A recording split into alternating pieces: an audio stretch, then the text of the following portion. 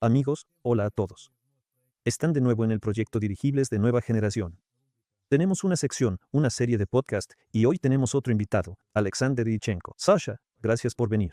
Lo hice con gusto. Para mí es un honor participar en un podcast así. Súper, me alegra escucharlo.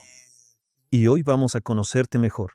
Bueno, nos gustaría conocer tu camino, cómo llegaste al proyecto Dirigibles de Nueva Generación, a qué te dedicabas en general, quién eres como persona, así que empecemos por ahí. Cuéntanos un poco sobre ti, quizás algo sobre tu juventud, a qué te dedicabas, dónde estudiaste y tu camino hasta llegar al proyecto de la generación de dirigibles. Llegué aquí, no por mi voluntad, sino por cosas del destino. Nací en una familia donde mi mamá y mi papá eran ingenieros.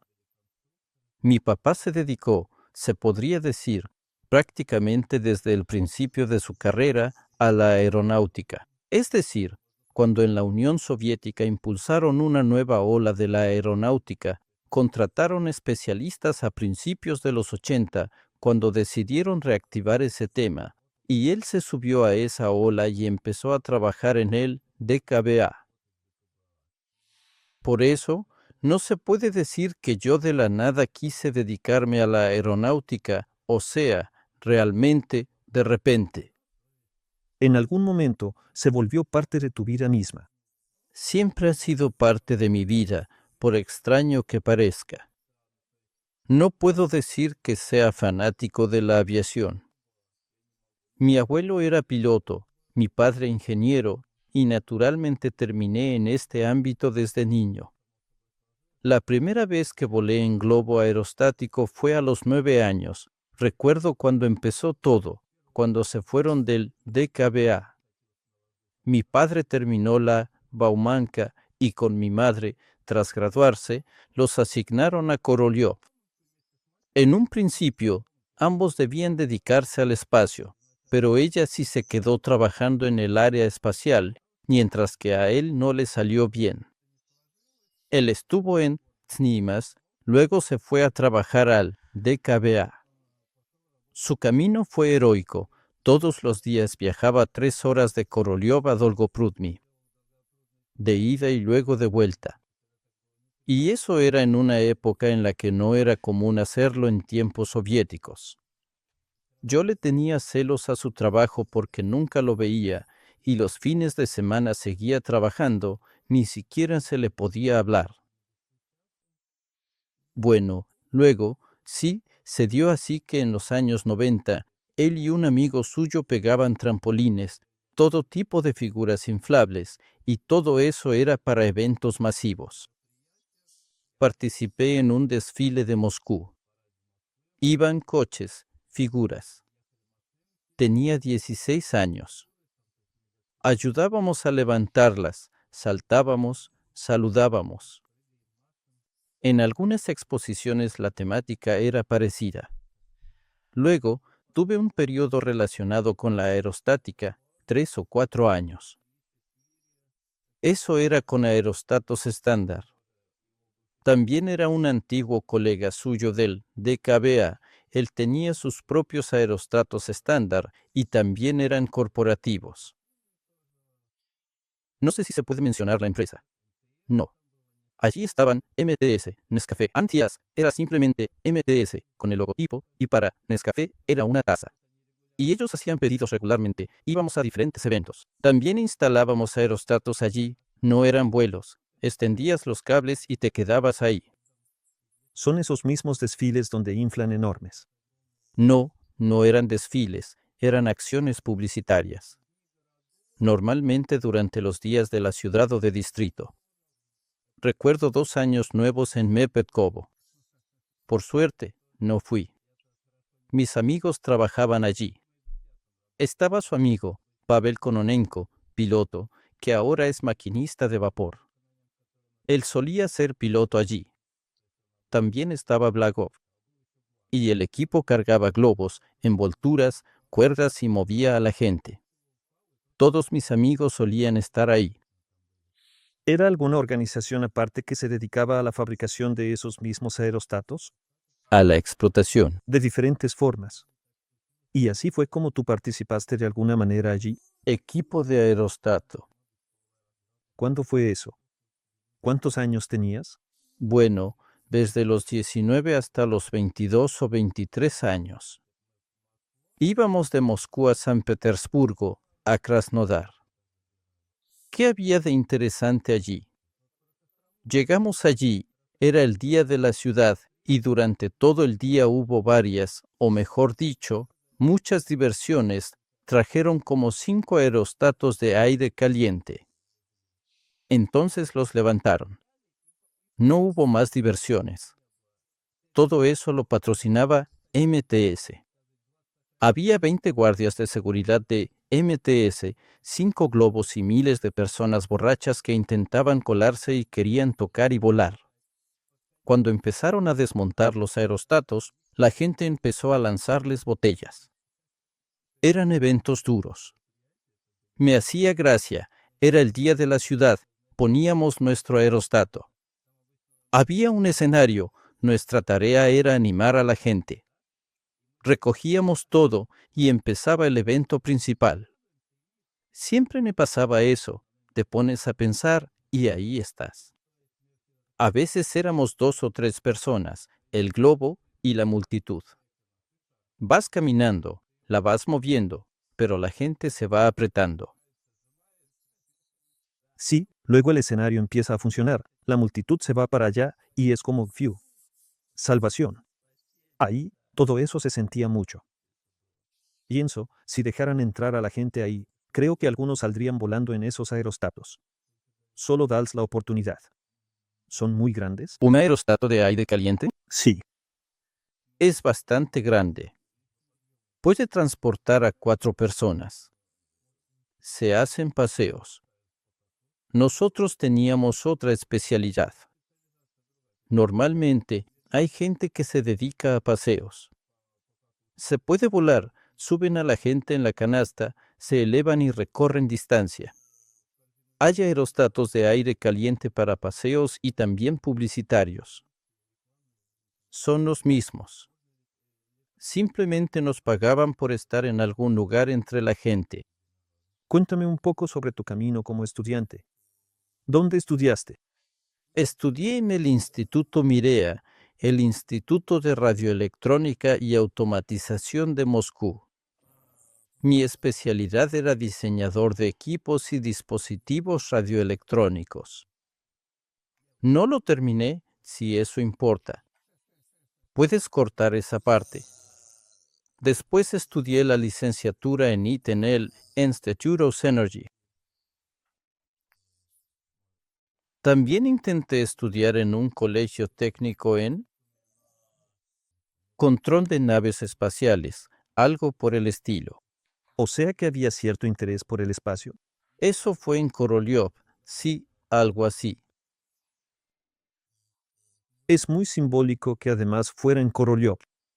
Bueno, cuéntame un poco cómo llegaste a este proyecto de los dirigibles, tengo entendido.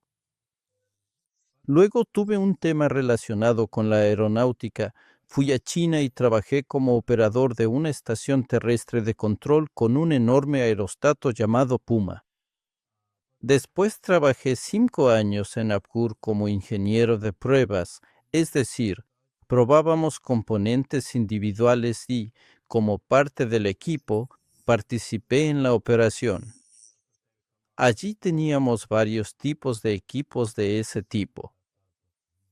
Sasha, cuéntanos, por favor, en términos generales, ¿hace cuánto tiempo te uniste al proyecto de los dirigibles? ¿Cómo llegaste hasta aquí y a qué te dedicas exactamente en este lugar?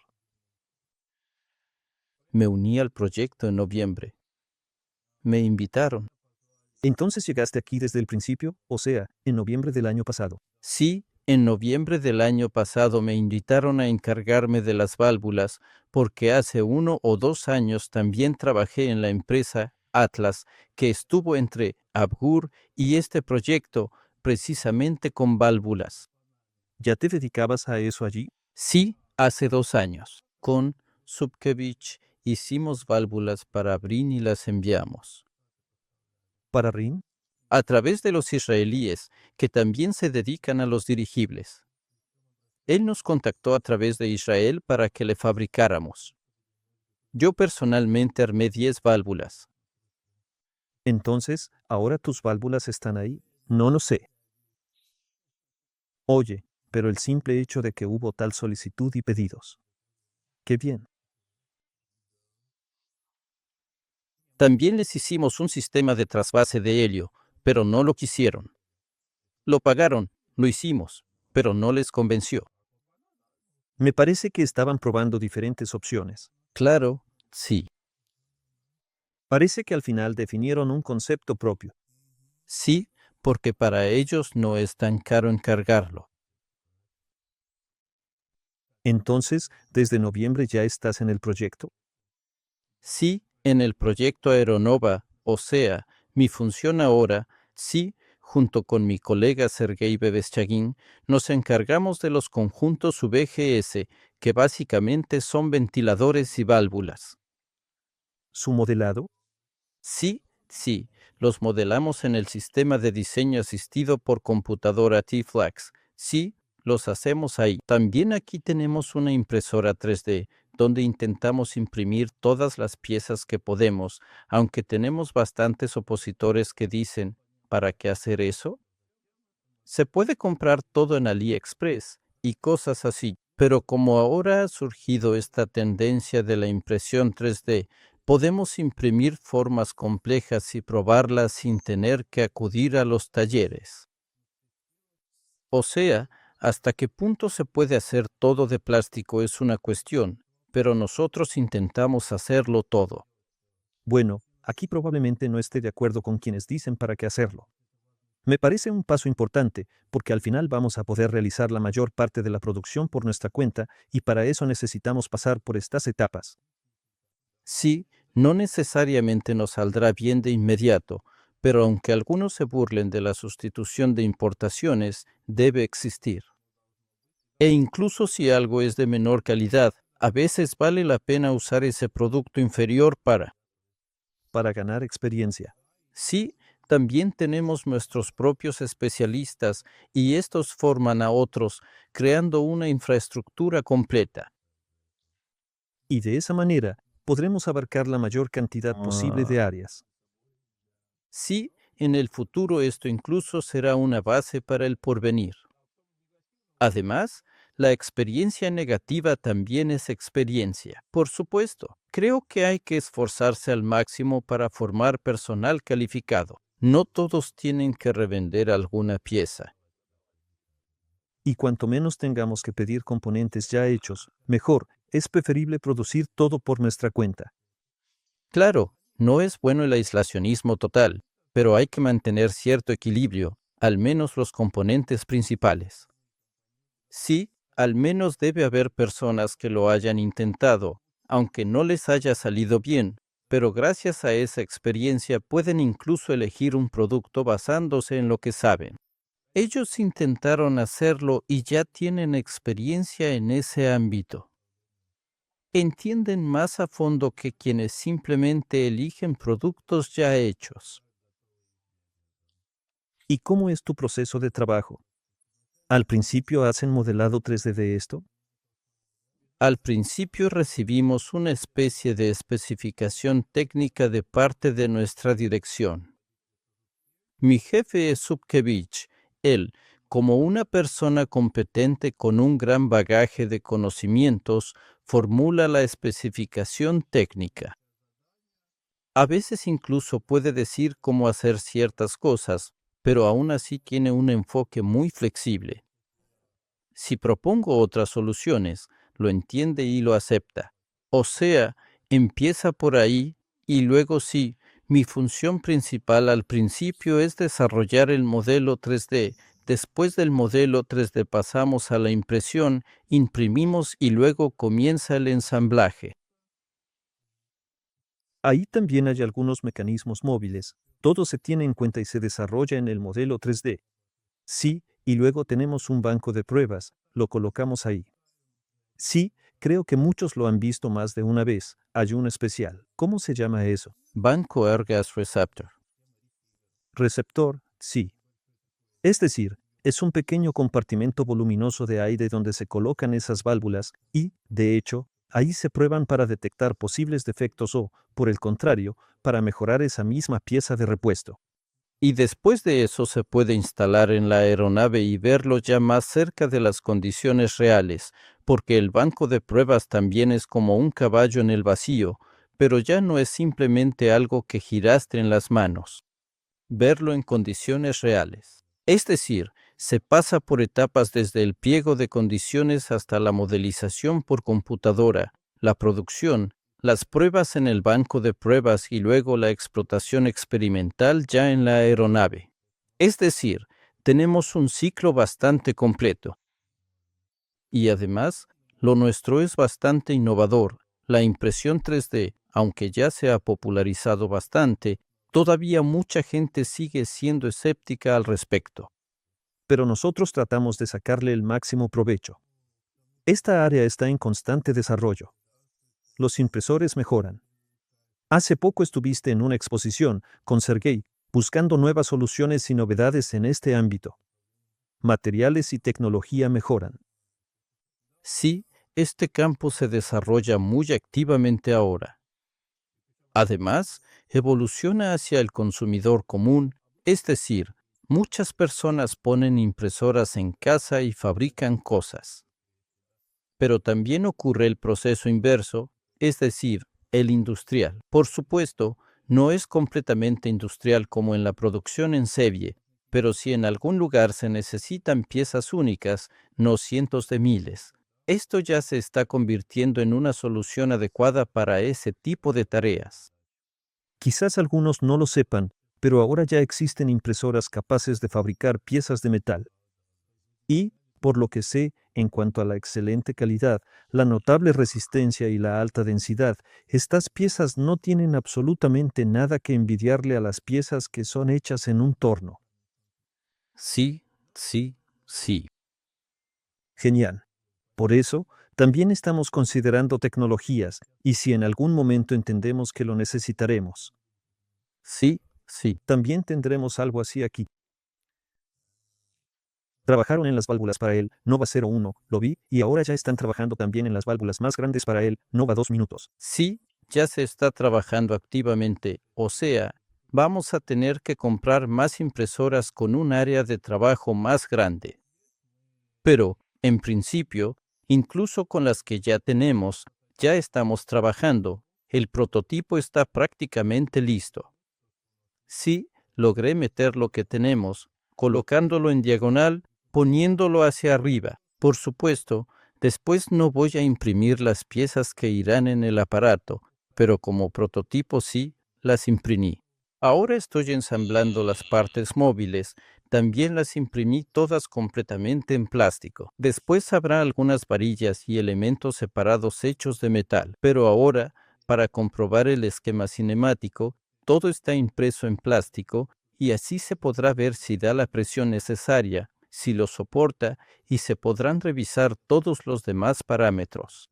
Además, el plástico aligera la estructura, lo cual es críticamente importante. En los dirigibles, cuantas más piezas sean ligeras, mejor para aumentar la carga útil. Sí, sí, sí. Sí y más ligero. Y no hace falta mecanizar nada de algún metal caro. Se puede probar todo y luego ya encargar ciertos elementos, por ejemplo, hacerlos en metal. ¿En qué más estás trabajando ahora? También, junto a un colega, probamos el ventilador. Esa función recae sobre mí. Mi colega, Sergei Vereshchagin, desarrolla el ventilador. Él hace el modelo 3D y lo imprime. Y el trabajo en el banco de pruebas incluso recae sobre mí, porque tengo mucha experiencia en Abgur trabajando en el banco de pruebas. Allí, en principio, el prototipo de este banco de pruebas, o mejor dicho, la primera versión de este banco fue desarrollada allá, es decir, aquí no la desarrollamos desde cero, sino que ya tomamos una idea ya realizada y la implementamos. Es decir, ya teníamos hecho el receptor y el equipo de medición me resultaba familiar, sabía cuál usar, los sensores. El programa ya lo tenía escrito para la visualización en el monitor y para guardar los datos en un archivo. Ya estaba todo listo, así que aquí no hacía falta inventar nada. Recordemos que estos ventiladores los necesitamos para inflar el balonete de aire por completo. Sí. Mientras no fabriquemos dirigibles rígidos, necesitaremos este conjunto, ventiladores o, técnicamente, VP, que incluye ventiladores, una válvula de retención y otros elementos. Nosotros lo llamamos con un término especializado, unidad aerostática de recarga de aire. Sí, y también la válvula de seguridad. Es decir, funcionan en conjunto, permitiendo liberar el aire sobrante o inyectar aire nuevo, dependiendo de las condiciones con las que se encuentre el dirigible en un momento u otro. De alguna manera pasamos un poco por alto tu experiencia específicamente en Abgur. Cuéntanos, ¿cuánto tiempo trabajaste allí?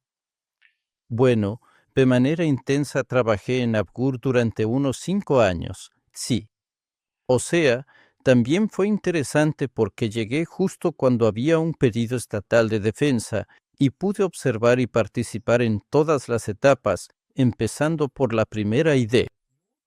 O sea, hacíamos y mostrábamos algunas cosas, por ejemplo, pequeñas pruebas para ver si esa goma servía o no para nuestra tarea, y hasta llegar a participar en las pruebas estatales, cuando el aparato volador ya terminado se presenta ante la comisión estatal.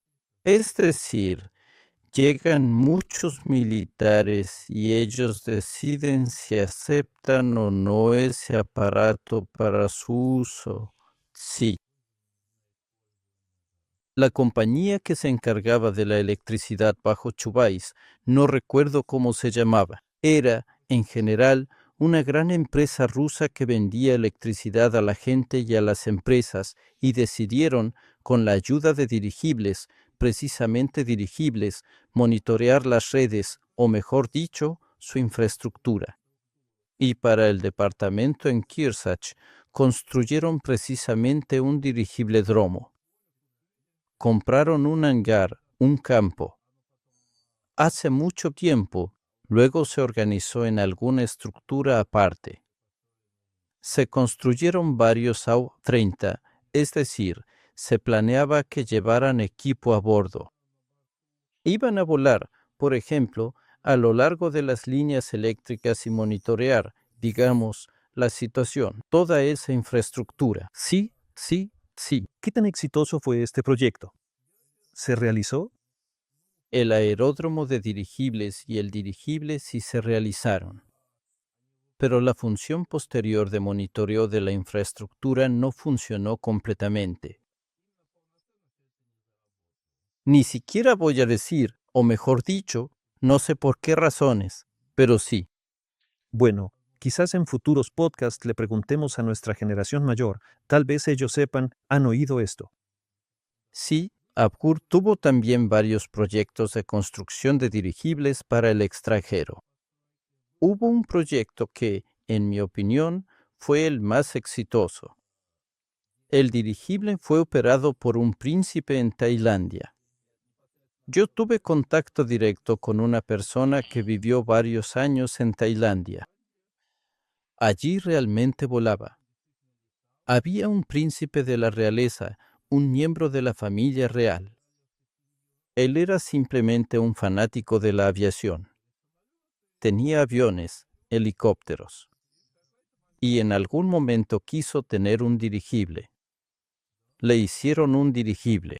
¿De qué tamaño y modelo era? Más pequeño que el AU-30. No recuerdo el nombre. Era un dirigible pequeño, muy usado y activo.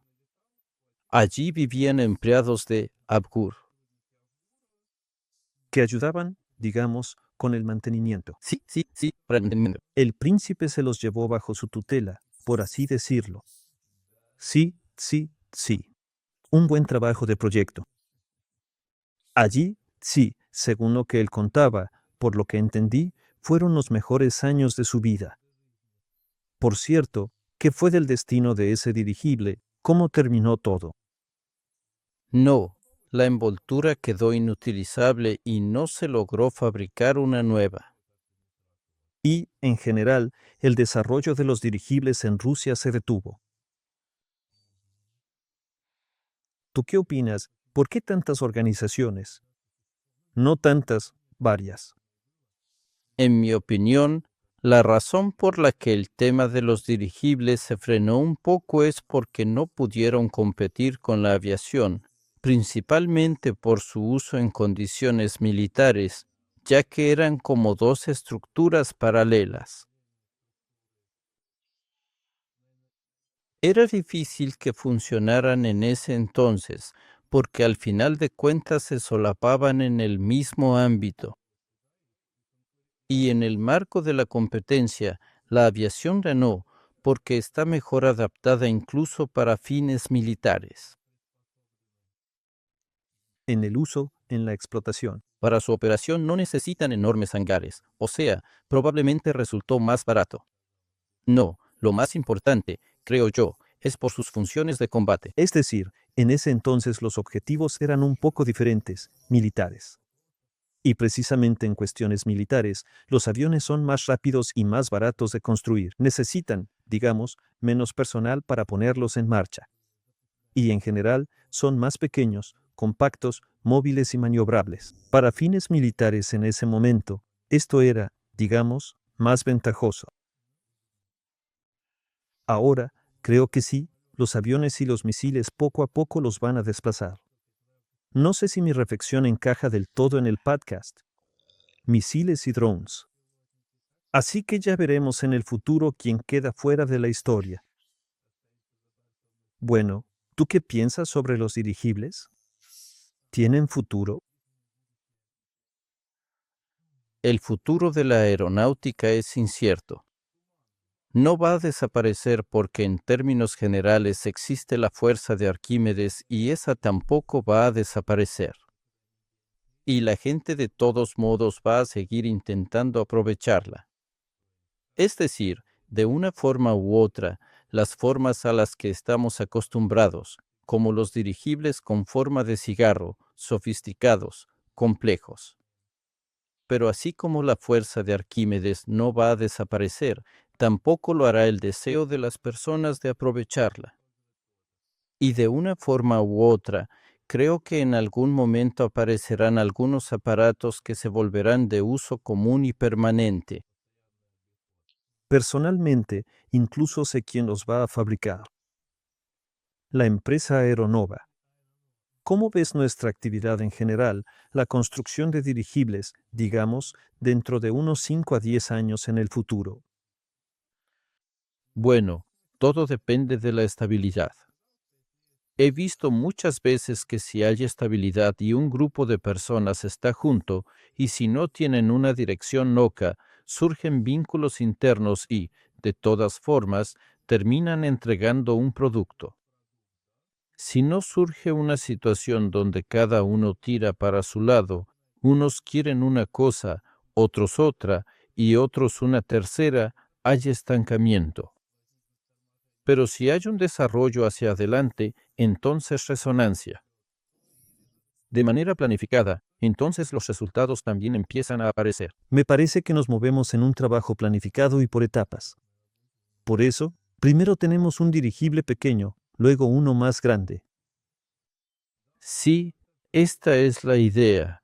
Tenemos el Nova 01, el Nova 2 minutos, luego el 8, el 35.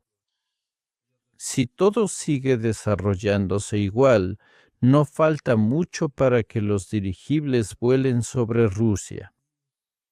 Sé que tú también tienes tus propias ideas sobre a dónde deberían volar.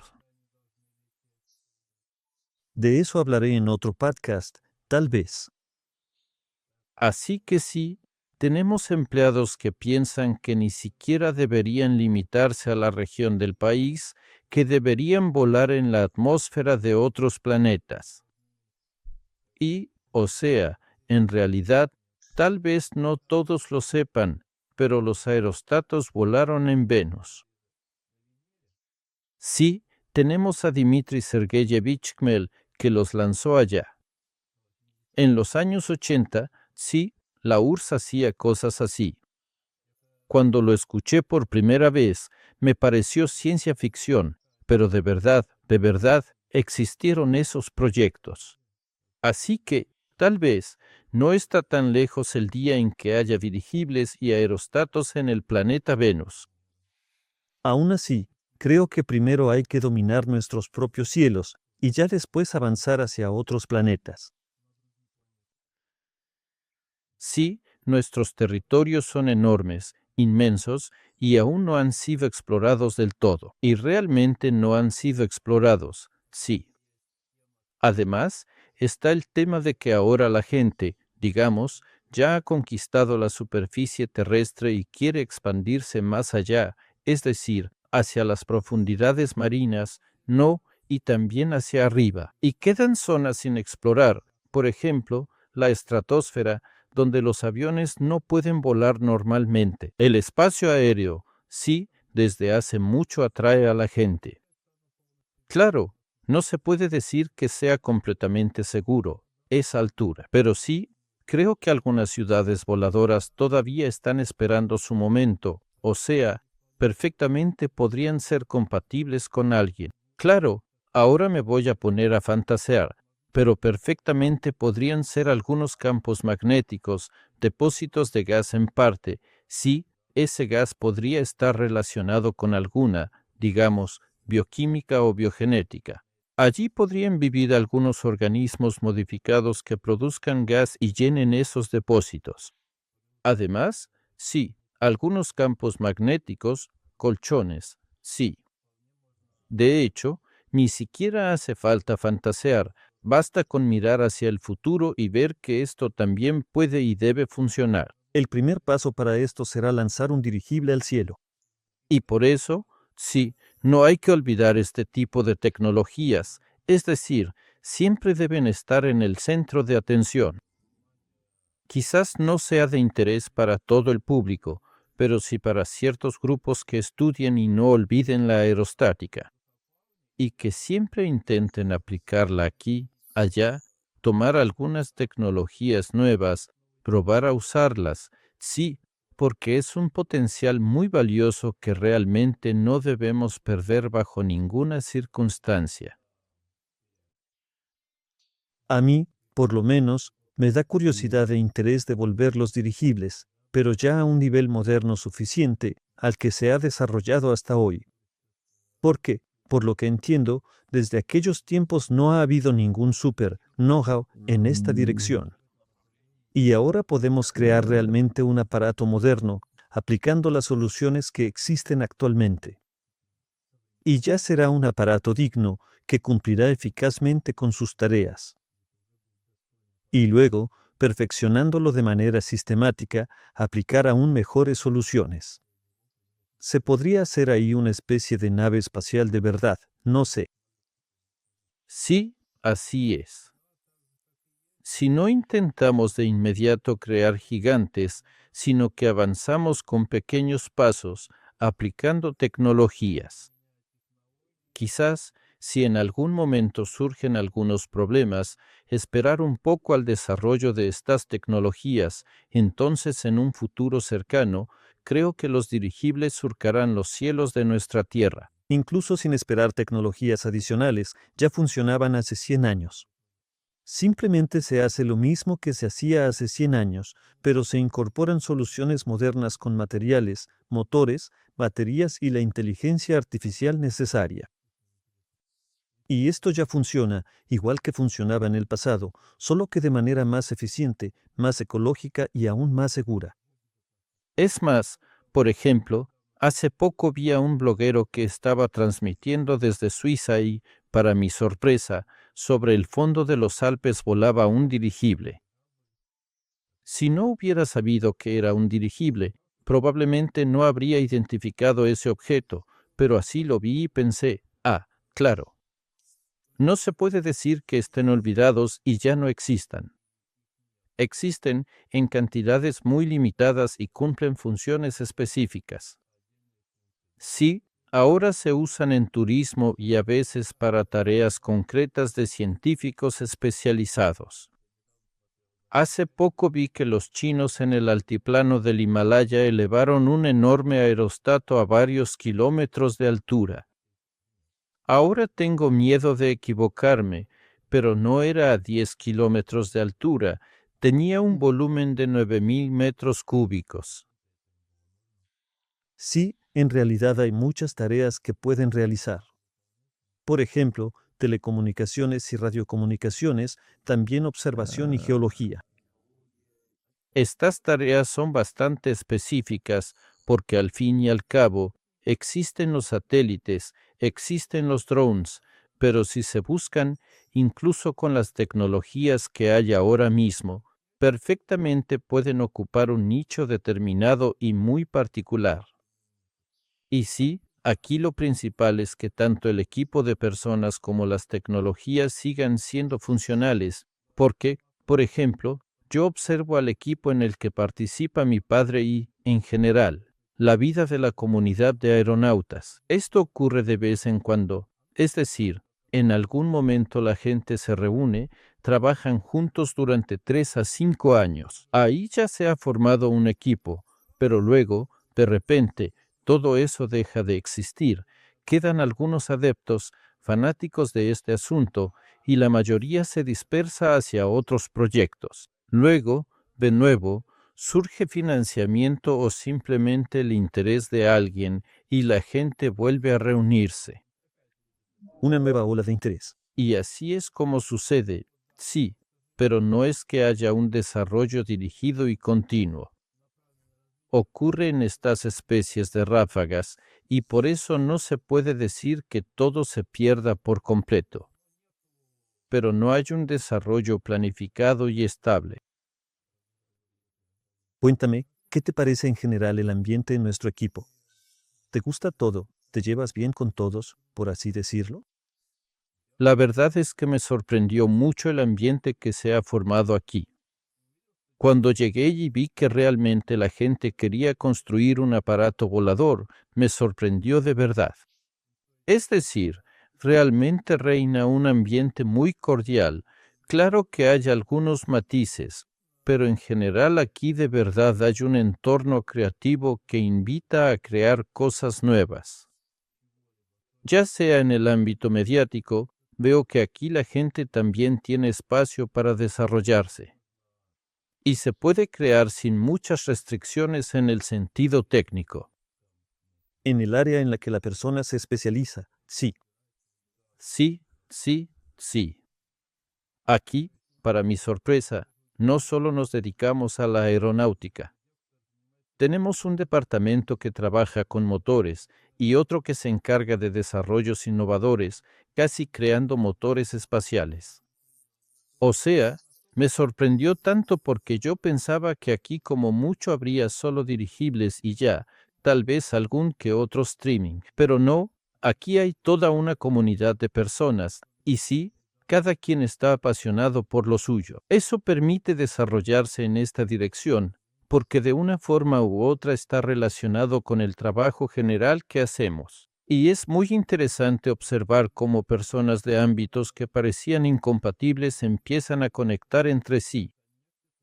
En ese cruce surgen nuevas y creativas ideas, y realmente aquí puede llegar a crearse algo verdaderamente inusual, como suele pasar cuando se juntan personas que al principio parecían incompatibles. Por eso, los dirigibles son solo el comienzo. Sí, sí. En este punto, terminaremos nuestro podcast. Te agradezco hayas encontrado tiempo, venido y conversado con nosotros. Nos veremos en próximos episodios. Y gracias a todos los que nos vieron. Suscríbanse, dejen sus comentarios, hagan preguntas interesantes, escriban a quien les gustaría ver en nuestras próximas series de podcast y nos veremos en ellas. Hasta luego a todos. Gracias. Hasta pronto.